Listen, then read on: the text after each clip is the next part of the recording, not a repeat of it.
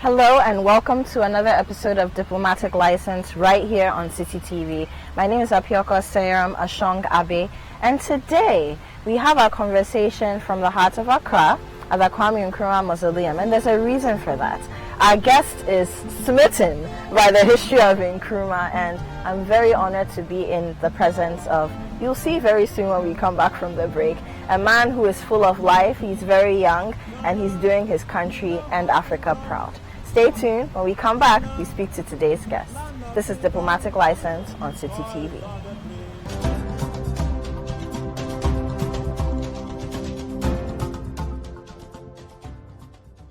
Welcome back to Diplomatic License on City TV. Once again, my name is Apioko Seyeram Ashong Abe.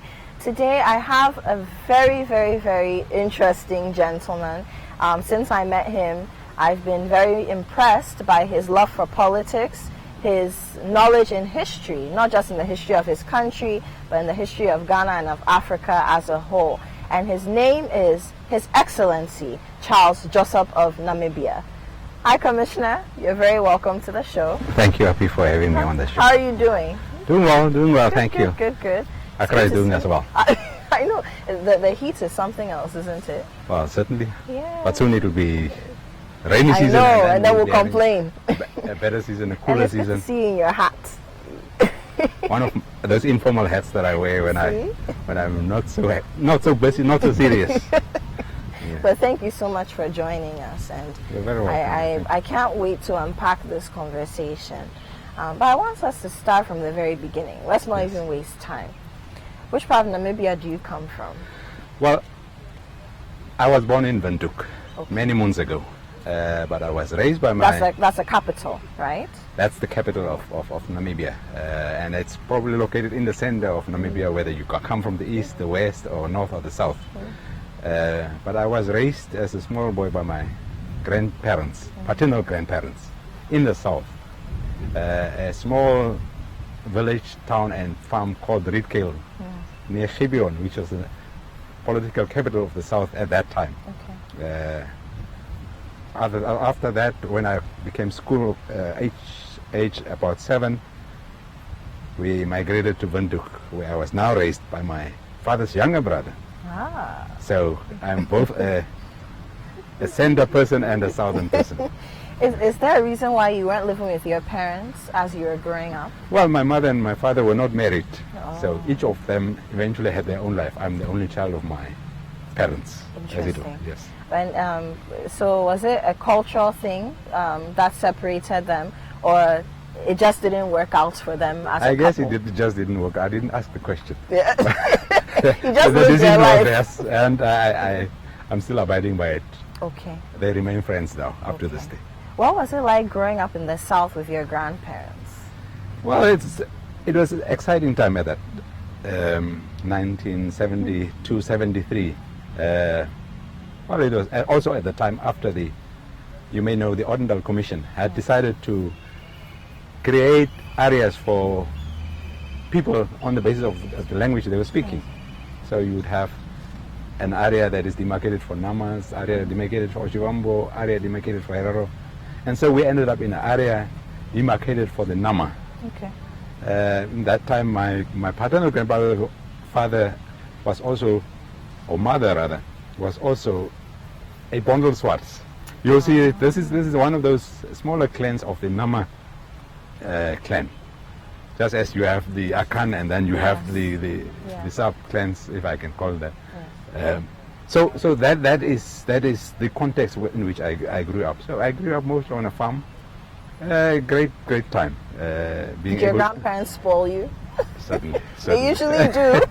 They certainly do. I would say they spoiled me. But they spoiled me positively. Yeah. That's why I'm here today. And where I can at least be able to make a contribution. Did you join in the farm activities on the farm? Well, once you grow up as a farmer, it's probably in your blood, it's probably in your nature. So I've got my own farming that I'm doing. What do you grow? I don't grow. I farm of cattle, I farm of goats, I farm of sheep. So you're more of an animal farmer? At the moment. I'll go to the part where I grow maybe maize, maybe just vegetables, or just do something something more. I But know that we probably after after Accra. diplomatic life. After Accra, perhaps. My husband and I do maize farming. My husband is from Akuse, which is also in the Greater Accra region, and recently, well, he studied agric at the university actually, but unfortunately, Ghana's setup doesn't make it very easy for young agric professionals to find work that pays. And if he couldn't find work that pays, maybe my parents wouldn't let him marry me. So, but we've gone back into it. So it's always great to see a farmer. And my mom too grew up on a farm and does cattle farming now. So yeah, it's always great to meet another farmer. But so let's move to the point where your paternal uncle took care of you back in the center. Yes. I don't know much about the cultural gap between southern Namibia and central Namibia, but was there one, and what was it like? Well,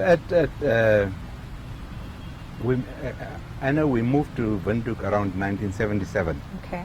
At that time, Windhoek was a sprawling metropolis, not metropolis in the sense of Accra. Yeah. It was a small town, sizable town, but small relative to Accra. Okay.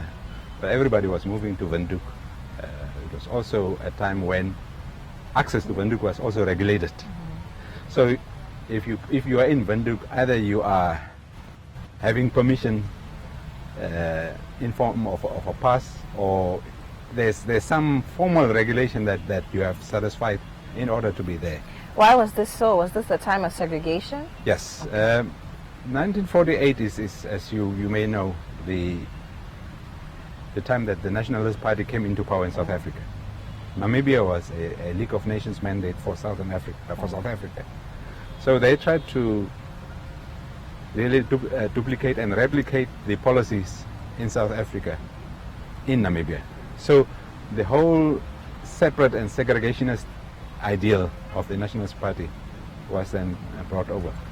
1968, as I said, was the time when the Honorable Commission decided as to subdivide everybody according to groups, subdivide the country according to economic zones.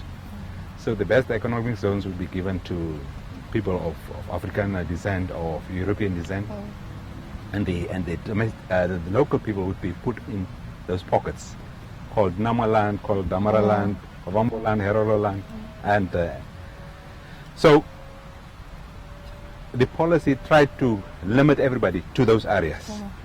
So if you come to Windhoek, Windhoek is an economic zone.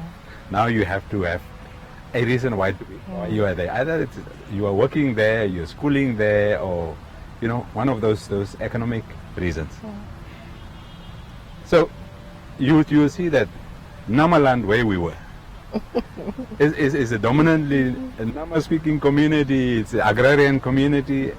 It was home. Yeah, and Windhoek is different. Different is fast life, but also economic life and in school. Okay.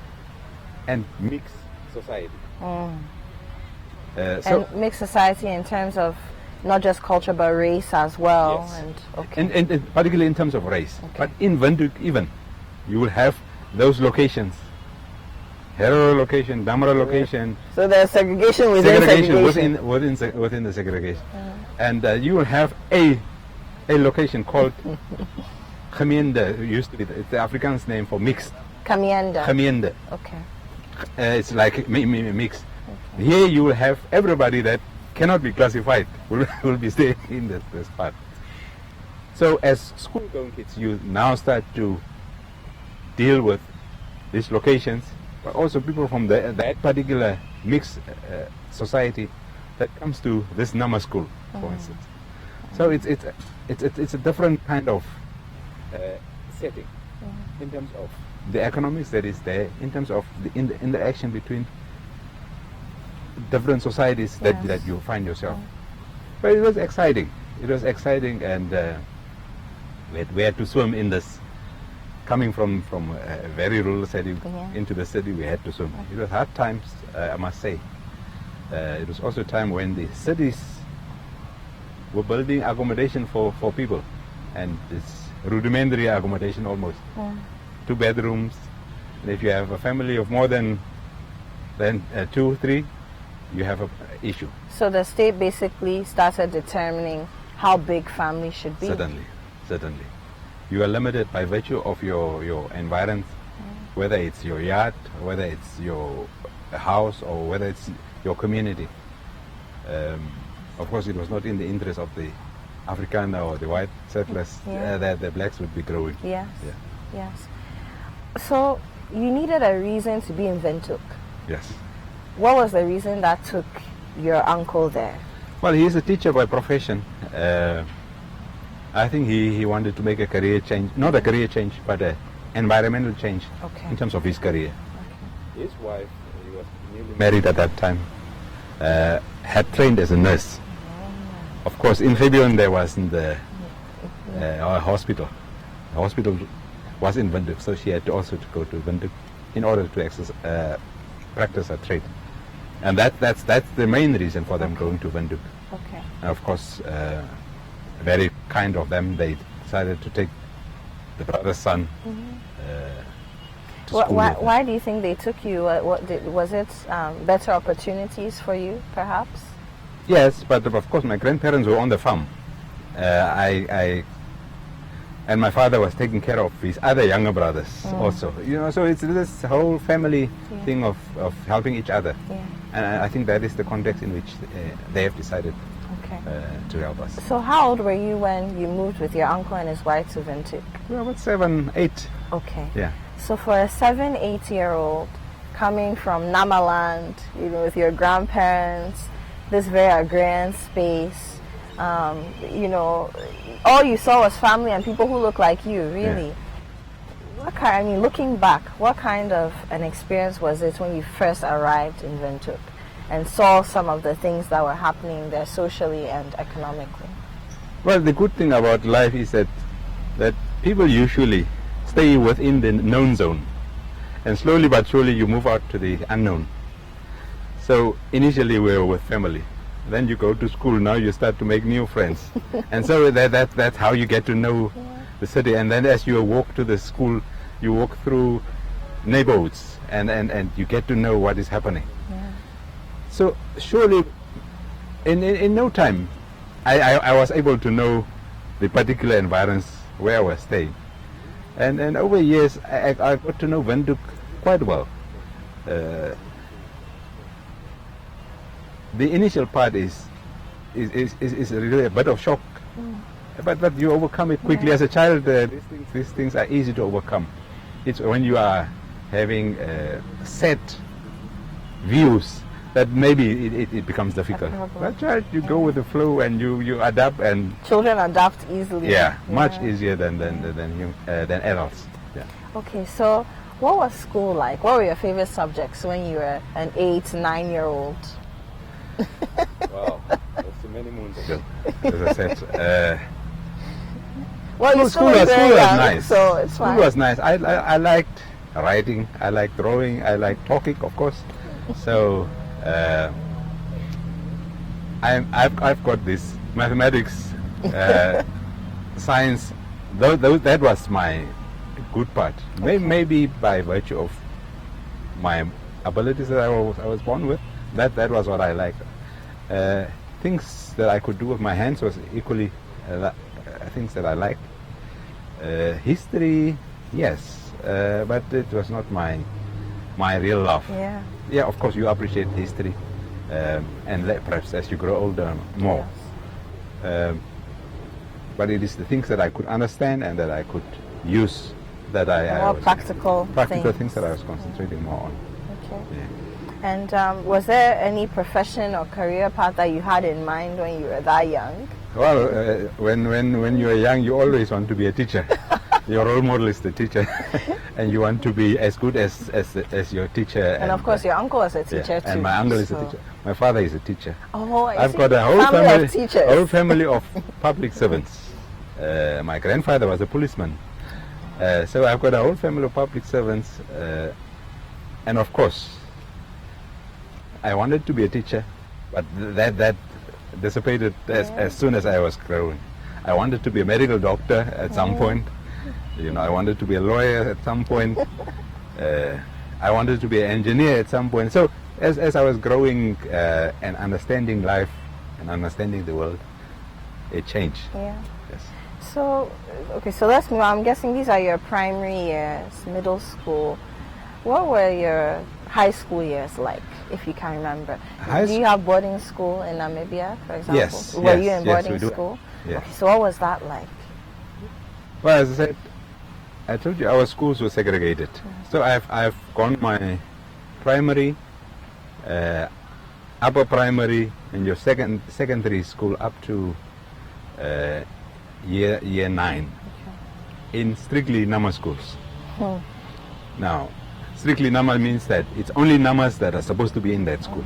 Here and there you find those people from the mixed location being part of those schools also. But then 1986, or no, 84, I was lucky to be invited to a school that was built purposefully to accommodate kids that were of a certain IQ, perhaps. Okay. And we were drawn from a number of schools. Of course, we went to write IQ tests, and then on the basis of that, we were invited. It was called the Concordia College, built in Windhoek, or at the outskirts. It was a boarding school. So, from year 10 up to year 12, that time we used to call it standard 8 up to standard 12. That is my boarding school life. And that school was, again, not a segregated school. It was a mixed school. Because kids were drawn from across the country, from across racial lines. So here it is a uniform Nama culture and Nama issues. There we were now dealing with national sample, if I can call it, of scholars. And I think that has also been very, very important in my outlook. Absolutely. And now I was dealing not only with Namas, or with Nama-speaking people, I was dealing with kids from any area. And sometimes you realize that after all you are not so different. Yeah. Despite what people want you to believe, despite what people want to force upon you. We're all human. We're built the same way. Yeah, we're all human. We have got all capabilities. We have got all grey matter. And if given the opportunity, we all can achieve.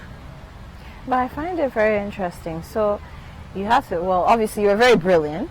You had to have a certain level of an IQ to go to the school that you went to, the high school that you went to.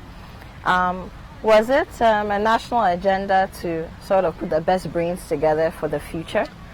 I don't know. I don't know. These are some of those things that were done by people that were part of the National Party agenda, but also at that time, I must say, this is the time when there was a lot of talk about independence. Yes.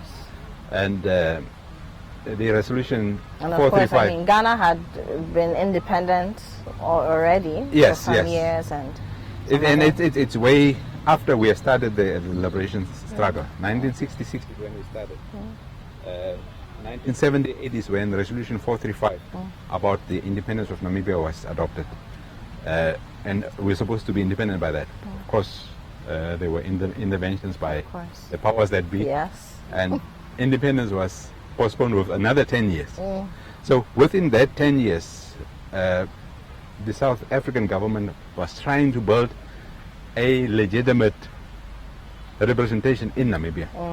So there's this government of transitional unity that had now a pseudo department of education also. A department linked to South Africa but on its own. And they, as part of their policy development, came up with this idea. So yes, the answer is maybe that was the consideration. Whether the consideration was within the context of the greater struggle for freedom, or whether it's one of those things that they were trying to do to maintain a hold on the society, I cannot say now. But I mean, at the end of it all, it helped you. Yes, it helped. You know, It helped us. It gave you a certain level of exposure that Yes. you probably wouldn't have got if you hadn't gone to a school like that. Yes. So beyond high school, what was next?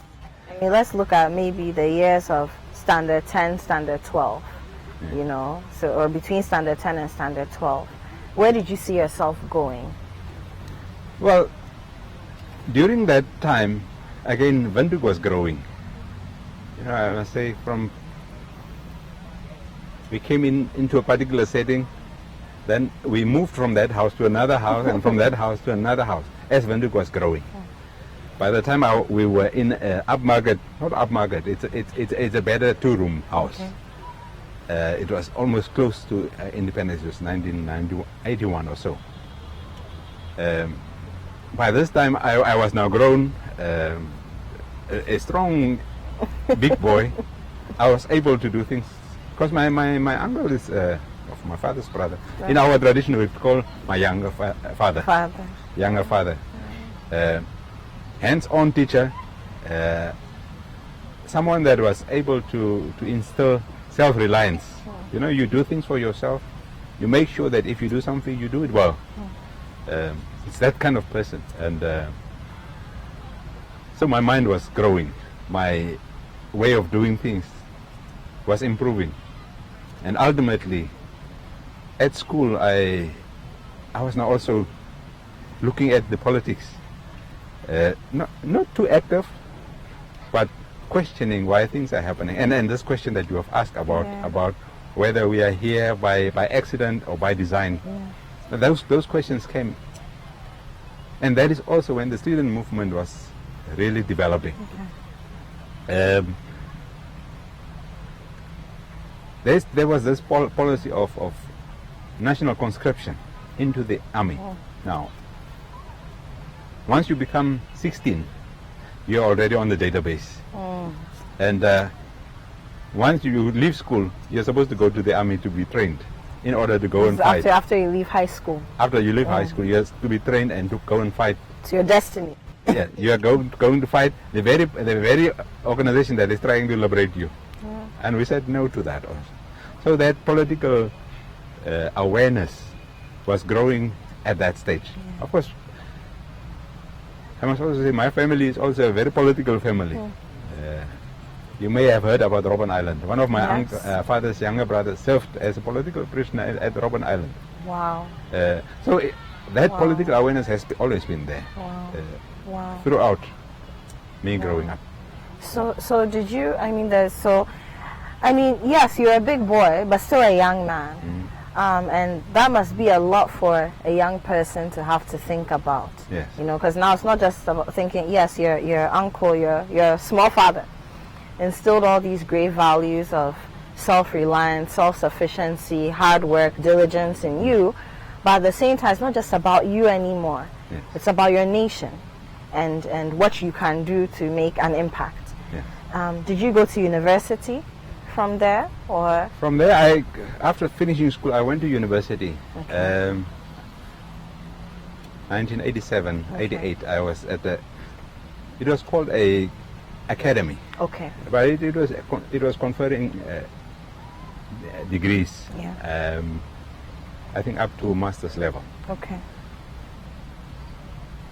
I spent 2 years there. I did not complete my studies. I was a very serious student activist. Yes, I can imagine. I was very serious. Served on the SRC, Student Representative Council. And after 2 years, I dropped the studies. I went to work a bit. What were you studying? I was studying BSc, doing chemistry, physics. The science that you love so much. I love so much. But I didn't go into, for those 2 years after that, I left school and I went to work for finance. Okay. Ask me why finance. Why finance? I'm wondering. That was the opportunity that was available. So I worked for 2 years and came independent. Okay. So I decided, no, enough is enough. This small salary and not so meaningful job. Yeah. So I went to study. I went back to university at University of Western Cape in Cape Town. Okay. One of the progressive universities of the time. Again, that's another chapter. But this is a university that was probably known as the Bush College at that time, not because so much that it was in the bush. Of course, there's a lot of vegetation at that time. There's a lot of vegetation and not so many buildings. But this was a college where political awareness was so high.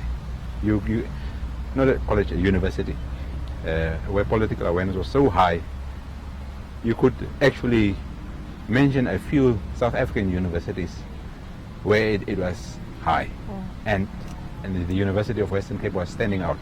So it was like the bush of politics, basically. Indeed. Okay. Your Excellency, I want us to go for a quick break.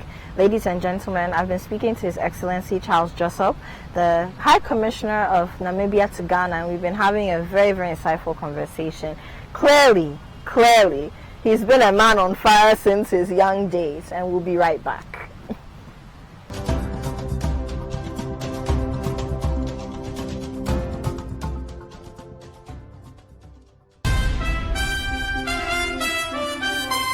Every day at 8 p.m., City Newsroom brings you analysis of the major news stories of the day. It's in-depth, comprehensive, and researched. Disperse the crowd using tear gas, but more weapons have been fired. And I'm sorry, speaking to you directly from the window of a police station in between two troubles. Please, I'm just after the fetching of the water because the government is saying that they should give us some water freely. But hereby, we are not seeing anybody who is bringing the water for us to fetch. It's 1 hour of local news from 8 p.m. to 9 p.m. The City Newsroom, every day on City TV. It's your world.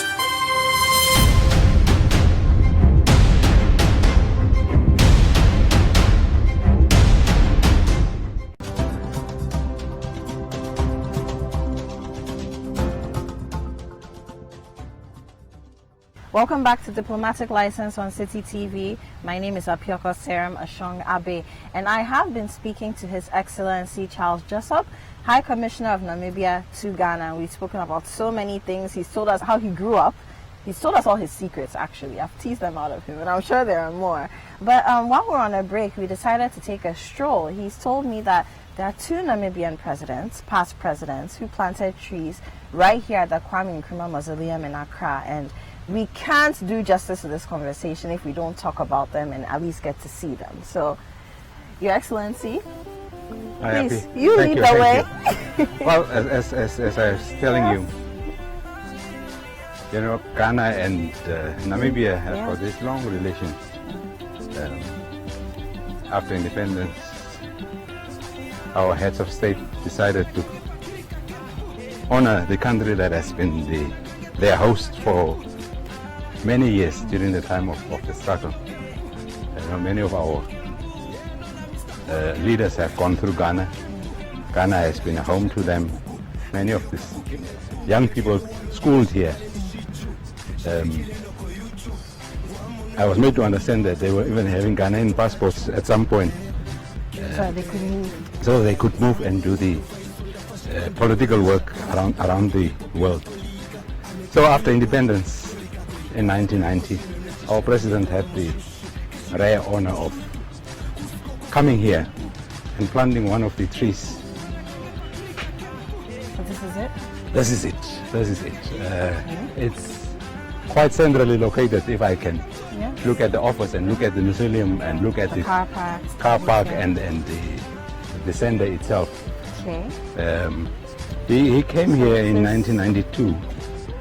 February, as it's indicated, and planted this marvelous tree. A little over 28 years ago. Yep. So this is Calophyllum inophyllum. Calophyllum. You're the Calophyllum inophyllum. You're the scientist. It's the Alexandrian laurel. And what it says, I'll read it. This tree was planted by His Excellency, Mr. Sam Nujoma. Is that right? Nujoma. Yay! President of the Republic of Namibia on the occasion of his visit to the Kwame Nkrumah Memorial Park on 4th February 1992. Yes. So That was 2 years into statehood. Yes. Coming back to really say, so yes, we are doing well. Sam Nujoma, he was the first president. He's the founding president, father of the nation. He's going to be turning 91 He's this year. alive. He's still alive. He's still alive. Can we meet him? Well, it can be arranged. It can be arranged. This is, well, he's probably one of the last remaining people that were at the 1963 founding of the OAU. Last remaining alive. Yes, I mean, most of them, of course, have passed away. Many of them didn't even meet the rebranding to the No, AU. no, they didn't. But the rebranding is, of course, just for me, just to breathe new life Of into course. this ideal.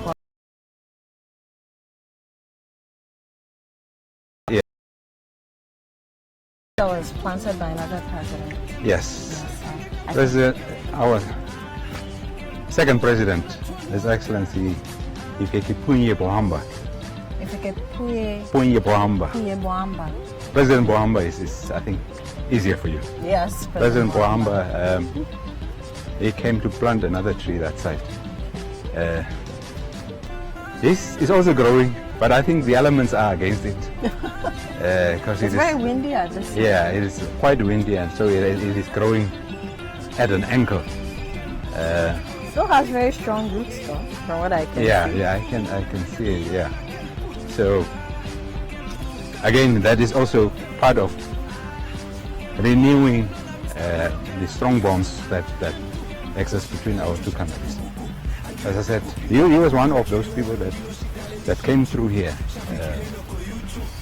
During the struggle. assisted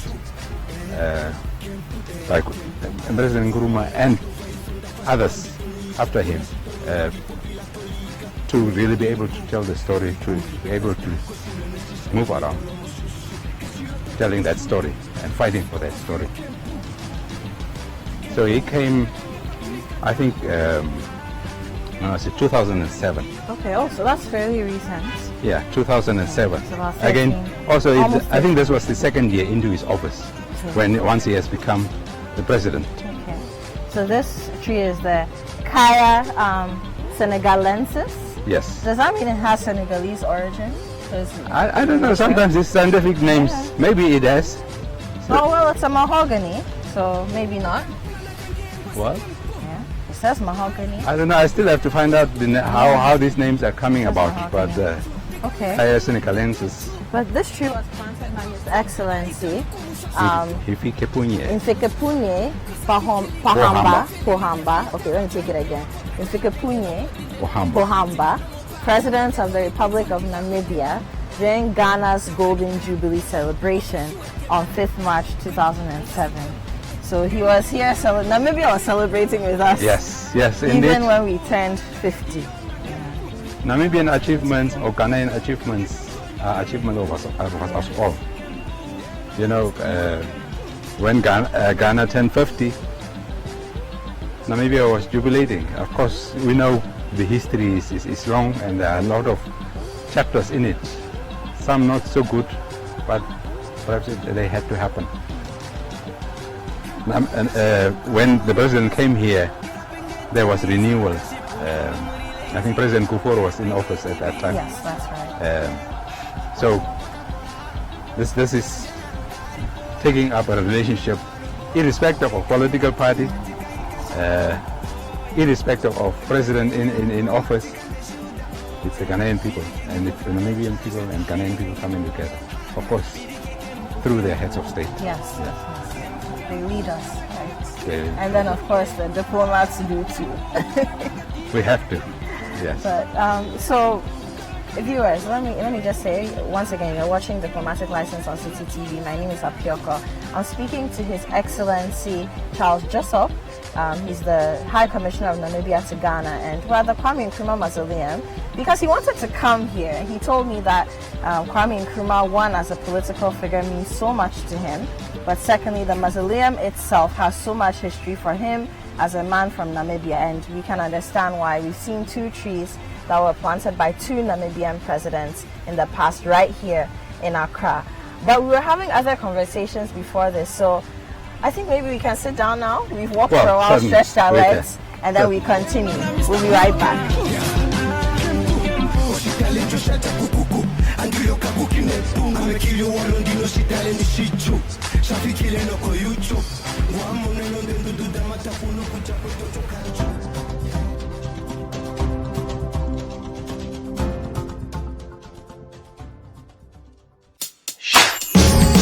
We're about to change your Sunday night for the better. Prophecy is not for useless things and loose, frivolous things. Prophecy is for weightier matters. We will bring you the most captivating guests and explore the most amazing stories. And I was going to be an actor. Oh, Wow. Oh yeah, I had an audition at NAFTI once. What was this? No, many years ago when I was in ATTC. did you get the role? I didn't, I didn't. Right. Yes. We will dazzle you with real life situations and examine mind-blowing topics. Illustrating the message or signifying the message makes people grab whatever you were trying to say or communicate much easily. Join me, Frema Binyami. And me, Ato Kwamna, every Sunday at 7 p.m. on City TV. Are you ready? Upside Down, every Sunday, 7 p.m. only on City TV.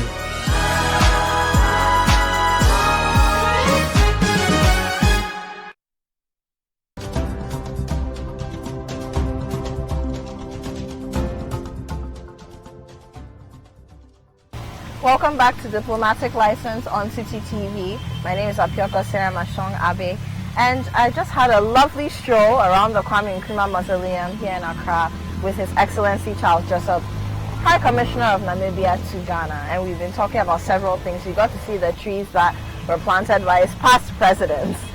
But before we decided to stretch our legs, we were talking about your time at the Western Cape University in Cape Town.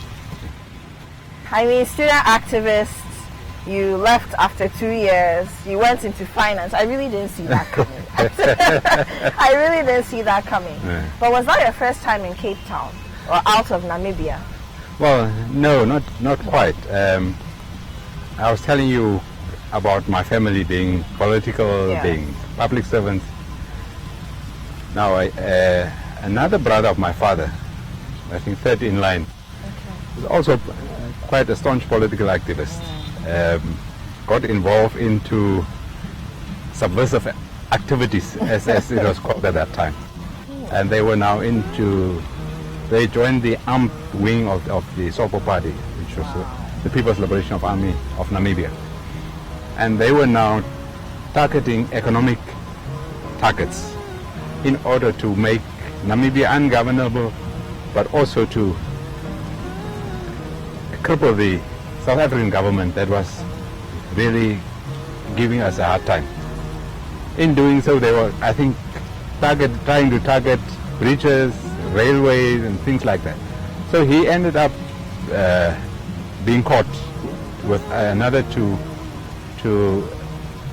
plan members. And after a lengthy court case, they were sentenced to 6 years in prison at Robben Island in South Africa. Of course, as you know, Robben Island is a high security So you have prison. family members who've been in Robben Island. This is so cool. Maybe not. Well, it's good to know that your family has made a contribution to the independence of your And they country. fought a good fight. Yes, indeed.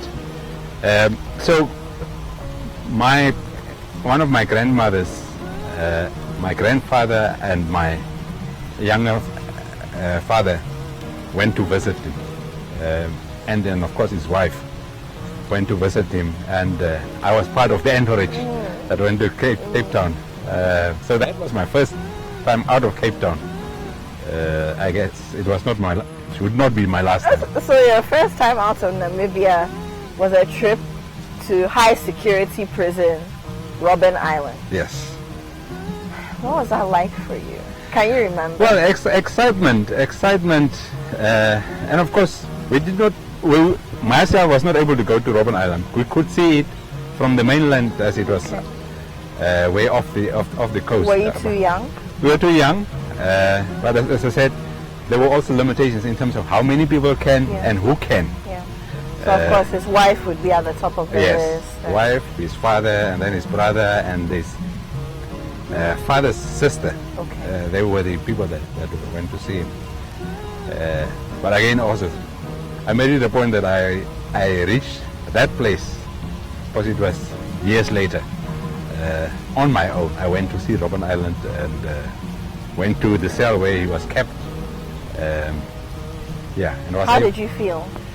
It was like a pilgrimage for you. Yes, indeed. It's quite a humbling feeling once you get in there and you know the things that people went through being incarcerated there. And you get taken around and to be told these are the things that they were doing. The whole day spent in the sun, breaking up rocks. And the solitary confinements and all those things that you see, and you get to appreciate what people went through for us to be free today. Yeah. And as you said, it's a pilgrimage for me, really, to have that appreciation. Yeah. A personal appreciation, but also the greater appreciation. Of course, many of the Namibian people went to Robben Island. Andimba Twevo Yatwevo is probably the most known of the Robben Island prisoners, because he went in the early 70s to this prison. Wow.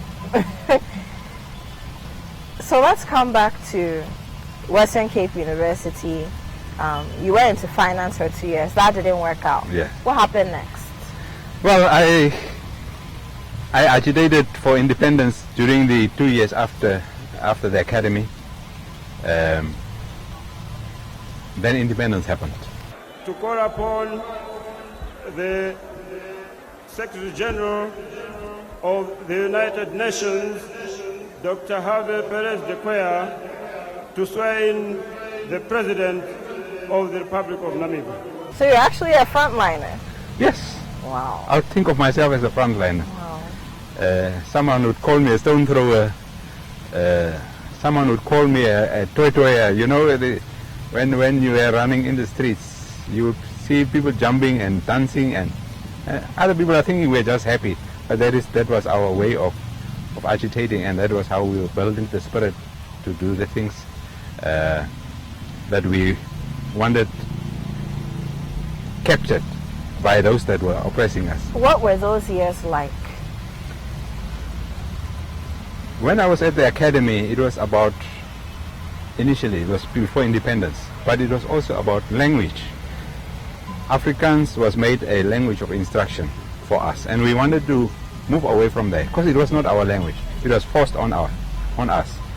Afrikaans as a medium of instruction was forced on us at school. Then it was now brought to us at a tertiary institution, and we were saying, no, that's enough. Maybe. How difficult was that? Because one morning, I imagine, you're learning in school in a language that's familiar to you, and then the next morning, because of a law, you are now asked to learn in Afrikaans. Well, I must say I was lucky enough to not see or to not experience that kind of transition that you are describing. Ours was more, when we started school, it was already there. Yeah. You start off with your mother tongue in year one, okay. Sub A, it was called at that time. So Sub A, Sub B is still your mother tongue. Once you get to Standard 1, that's when Afrikaans kicks in. Now, here and there in Sub A and Sub B, maybe a bit of Afrikaans. Standard 1, everything is in Afrikaans. And your mother tongue is just hanging on because it's in a Nama school. There is that part. Are there people who struggled academically because of that transition? Certainly, and the same thing is today happening with the English also. Yes. You have a kid coming from a rural school, and he would be educated in his mother tongue probably up to grade 3, and then English starts to kick in seriously, and they may experience that. So I guess it's an academic thing. as well. But for us at that time, when we were agitating against Afrikaans, it was not so much the academic part, but it's the fact that Afrikaans was imposed on us. And we were saying... It was a political symbol of oppression. Yes. Yeah. And we were saying at this tertiary institution, you not only had people that could speak Afrikaans, because you know people from the northern part and northeastern part were not Afrikaans speakers. These Afrikaans speakers were mostly in the south. So those people were not as much exposed to the language. And it was also not made a medium of instruction in those schools in the north, because they were regarded as the war zone people. So when they come to Windhoek, now all of a sudden they are expected to be taught in Afrikaans. English is an option, but those that are teaching them is not provision in English, and so it was a problem. So we were agitating for us. Eventually, the push started to happen, and effects was seen 89, 1990. So after 1990, we changed the medium, of course, to English. 1990, that's when 1990, independence happened. 91, that's when I decided to go to the University of Western Cape. Okay. So let's talk about the day Namibia gained independence. You were there. I was there. Front and center. Indeed. How did that feel? It was a great feeling. And it started with, we had the elections in November 89. And then the days following, it was end of November.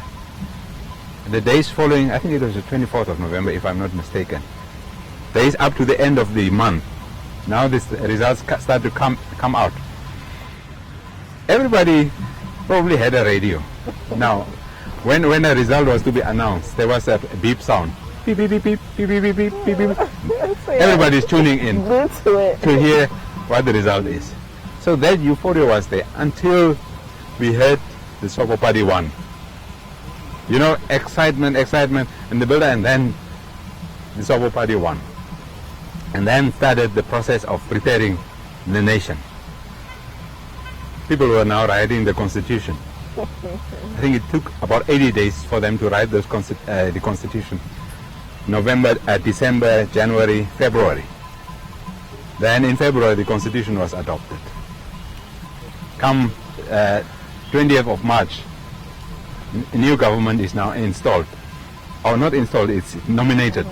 21st of March, the Union Jack is taken off. South African flag is the Union Jack, taken off, and the new Namibian flag is hoisted. You cannot explain that really in words. Those that were there or watching on the television, you can see the expressions on the faces of the people. People like the South African president at that time, you could see very sad. On our faces, you could see the elation, very happy that this is happening. And it's like we could breathe out, say, finally, we are our own people. Finally, we have got our own destiny in our own hands. After quite a number of years of struggle. Initial struggle, armed struggle, then a time of resistance, then an armed struggle again from 1966 onward. Heavily armed struggle towards the end of that era. Political negotiations that were going on, and ultimately independence. So it was a great time. It was great. I was a young man at that stage. It felt very great. As I said, that feeling is you have to live through it in order to appreciate it really. Yeah. Okay, so let's talk about your working life. I mean, obviously, you said over and over again that finance didn't work for you. Yes. You were meant to be on the front lines. You were meant to make an impact, not just for yourself, but for your people and for Africa. So fast forward, what came next in your working life? Well, I went to, 91, I went to, as I said, University of Western Cape, went to study a BA in Political Science and Public Administration. Okay. I made that choice deliberately because by now I was already in the civil service, and I started to understand how the civil service was working. But of course, I'm this person that is coming out of a struggle, very eager to make a change. Socialist-oriented, anti-capitalist, all those kinds of things, and I wanted to make a change. But I wanted to understand the system. Of course. How it works. So I went to study political science. I went to study public administration. 3 years, finished my BA in political science and public administration, then did another year, honors year, did political science, honors. Again, I'm further looking at how is the world dealing with development. At that time is the time when the Asian tigers were making headlines. Emerging. Yes, they were making headlines, and everybody was now saying, how are they doing it? And we had to understand how they were doing it. And it was clear there was state action. So after that, now armed with this knowledge, I came back and renewed and socialist oriented. I know the capitalists are not so good, and I joined the government with a view to make a change. Initially, in my job-seeking years, there's a revolutionary movement that I joined, but I said, well, maybe a revolution is what we want. We have had the revolution of getting our own independence. But to fight another revolution, it's a different matter now that we are having our own government. Maybe it's time that I get into government and see what I can do from our own government. So that's how I joined the Ministry of Foreign Affairs. And once I'm in there, you now start to understand, start to look at government policy. And you have people that are much older than you, much wiser than you, doing things and explaining government policy. Because now you must also see government, the Swobo policy, very socialist, very communist in nature initially, had also shifted to scientific socialism and ultimately to mixed economy. So you have now to understand as to why this is happening, or why this has happened. And that is the context in which I found myself. And being in foreign affairs, I have to explain this policy, this shift, I have to explain. But I also do work to influence what ultimately happens out of this process, because it's not a static process. You know about dialectic materialism that we talk about as students of political science. And you know the forces are pushing each other, and it's the stronger force that ultimately has the day. So that is where I am. Spent a couple of years. I joined the Foreign Affairs 1995. So I'm about 25 years now in the Foreign Service. Okay, so you got into politics because you I'm wanted not in politics. Okay, well, you went to the Ministry of Foreign Affairs so that you could make a difference. So, I mean, when you're telling the story, if I hadn't known you and who you are now, I'd have thought, okay, maybe you become a minister, or you be in the parliament, or you be gunning for president. How did you end up in diplomacy? Well, I'm a pragmatic person. You have to understand things before you immerse yourself into things. It doesn't help to jump into politics without understanding why things are happening. Yeah, I'm going to make a change. Yeah. No, I'm past that stage. Yeah. I'm past that stage of agitating for things that I don't understand, or things that I understand halfway. I've told myself, look, I'm going to get into diplomacy. Whilst I'm in the civil service, I'm not an active politician.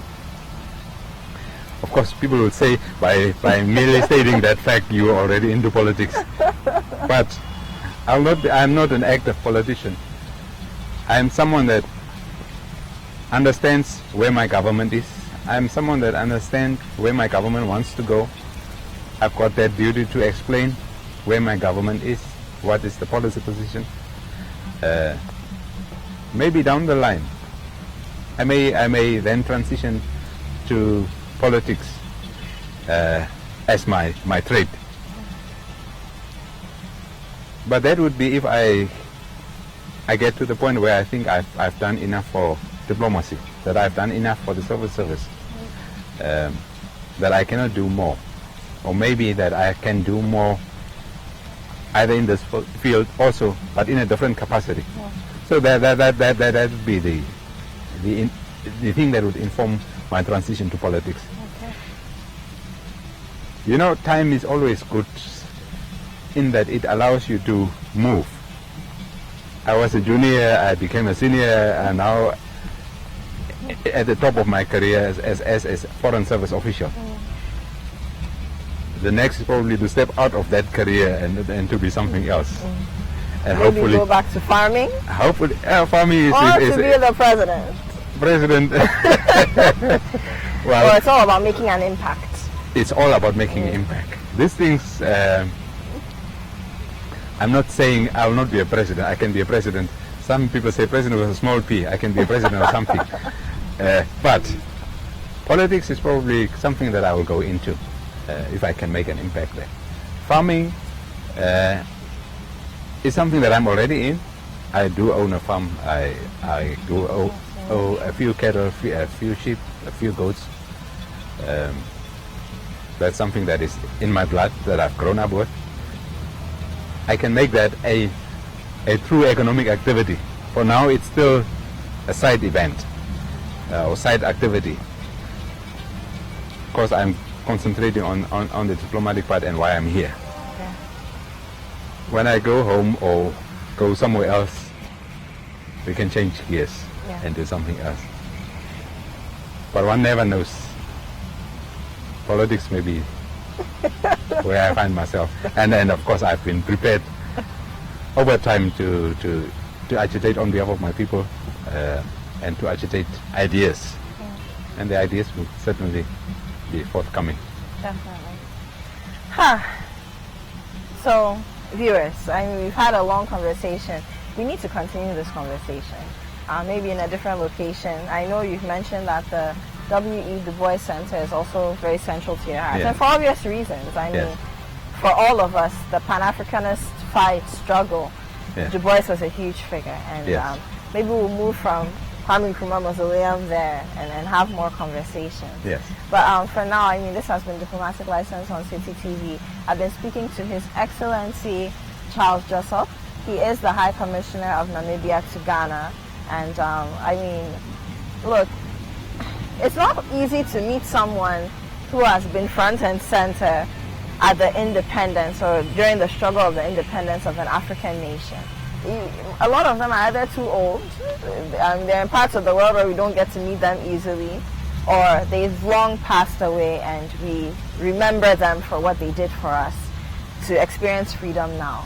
But to meet someone who is still boiling with fire, youthful blood, and in his own way, he's making a difference beyond the independence of his country.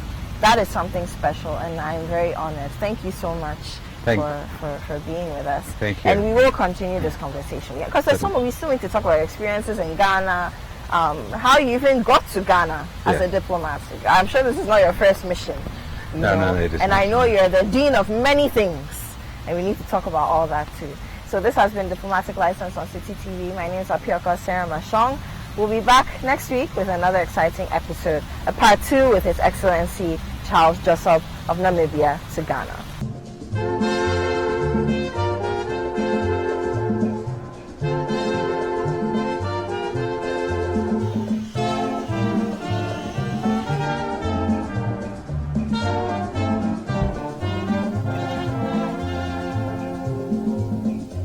Ghana, we now have freedom. Ghana, land of freedom. Toils of the brave and the sweat of their labors. Toils of the brave which have brought rains